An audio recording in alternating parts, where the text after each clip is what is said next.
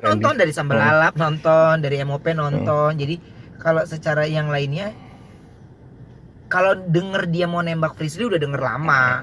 Cuman ini kayaknya sedikit.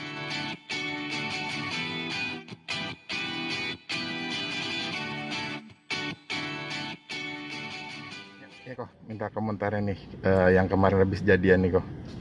Kalau ditanya ke aku belum tahu banget. Karena overall kemarin kita udah syuting sebenarnya sama dari Donsu, tapi ya karena itu kan program ya standar, jadi ada beberapa yang lebih dalam yang aku ingin bicarakan sekali, karena aku ya kalau aku berharap ya mereka berdua terus lanjut ya ke hubungan yang lebih serius lagi, walaupun sekarang ini biarkan mereka saling mengenal lebih jauh lagi. Tapi aku pengen ngobrol sama Jordi, pengen ngobrol sama Frisly.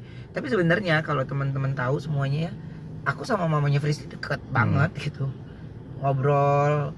Jadi ya kadang-kadang kita berdua malah yang ketawa kalau ngeliat mereka. Cuma karena kita menempati diri sebagai orang tua ya, ya udahlah gitu. Namanya anak muda. Tapi saya mah cuma ledek-ledekin dia doang. Kok gue taunya dari media ya, nggak tahu dari ini gitu. Jadi ya taunya malah dari tim sebenarnya. Jadi overall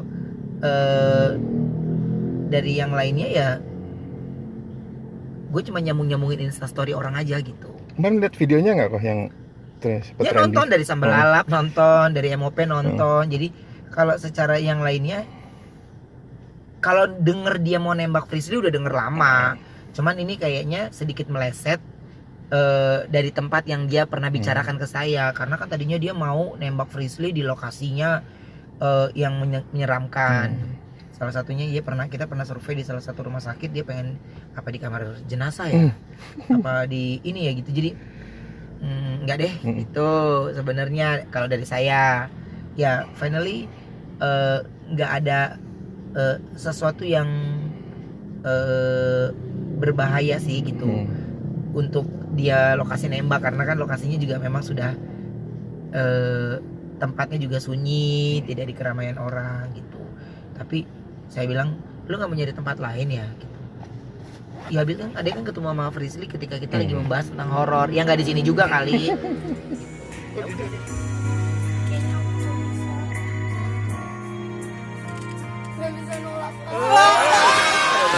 Kok jujur kemarin tuh ya saya di situ kan sempat mules juga, ikut mules tuh, yang lain langsung bengong. Angkel juga melongo pas Frisly bilang enggak tuh. Itu epic banget sih, maksudnya nggak disangka-sangka ternyata dia bisa ngeprank satu ruangan tuh. Gimana pendapatnya kan? Iya kalau aku nggak apa-apa ya, karena ya permainan anak muda lah gitu. Kalau kita mah udah jantung kali ya, gitu udah dong gitu. Tapi di saat yang seperti ini ya, Jordi Frisly itu buat banyak orang yang ikut mendoakan gitu. Kalau yang saya lihat gitu ya, biarkan yang muda yang memberikan ruang untuk dirinya sendiri gitu. Makanya kalau saya mas sebagai penonton, jujur saya sama sekali tidak mau ikut campur tentang hal pribadi mereka. Kalau mereka cerita, sekali lagi saya bilang akan saya jawab. Kalau mereka tidak cerita ya saya nggak perlu jawab. Iya bener Koben, banyak yang ngedoain nih. Tapi yang namanya penggemar pasti tahu kan Koben, ketika dekat disuruh jadian nih, ketika udah jadian disuruh cepet nikah nih. Nah itu kalau untuk nikah sih kayaknya aku rasa proses ya. Masih proses gitu. Ya. Jadi kenapa saya bilang proses ya, biar bagaimanapun Jordi juga harus tahu Frisly. Yang lain-lainnya, Frisly pun juga harus tahu Jordi dari yang lain-lainnya. Jadi buat saya kita harus kasih waktu untuk mereka berdua untuk mengenal lebih jauh lagi. Tapi minimal kan doa banyak orang untuk mereka berdua sudah terjawab nih. Dan nggak tahu ya, aku kalau ngelihat Jordi Frisly tuh energinya positif aja gitu, positif aja. Dan bagaimana Jordi ngomong Frisly-nya tuh ya bener-bener dipuja banget gitu, dimanja banget gitu. Tapi Frisly tahu penempatan di mana saat Jordi lagi riuh tentang urusan kantornya, itu sama sekali dia nggak gangguin, nggak ini. Jadi Frisly punya perhatian kecil yang di depan banyak orang untuk itu. Di depan saya aja tuh jarang mereka duduk berdua loh. Nah, ada nggak perubahan positif dari Ko Jordi selama kenal Frisly, atau ya setelah jadi ini perubahannya positif yang dilihat sama Ko? Secara perubahan positif sih nggak ada ya. Secara perubahan positif ya berjalan seperti biasanya gitu. Jadi tidak ada sesuatu yang buat saya menjadi perubahan di antara mereka, walaupun perubahan itu positif juga gitu. Tapi ya kegiatan Mengalir ya, aktivitasnya mengalir seperti biasanya aja, nggak ada yang berbeda gitu.